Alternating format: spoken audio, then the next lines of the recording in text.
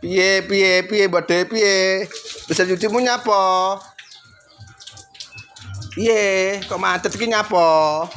Ono sing tandon terang pelislan. Lah mau mek gur ngono lho awakmu preso ta ngresi tandone. Lah awakmu gunane ki apa? Ya aku juragane ya kene sing perintah. Wong awakmu di bawah naungan saya. Mosok. Dari awakmu juragan. Lah aku biasanya ning dhuwur rata nang ngesor. Apa kuwi? Apa piye to?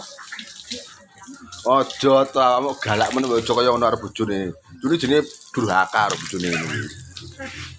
Penindasan. Heeh, penindasan karo bojone kaya ngono lho, jan kaya duitmu wis akeh tenan arepan. Oh, kapan awak dudoi?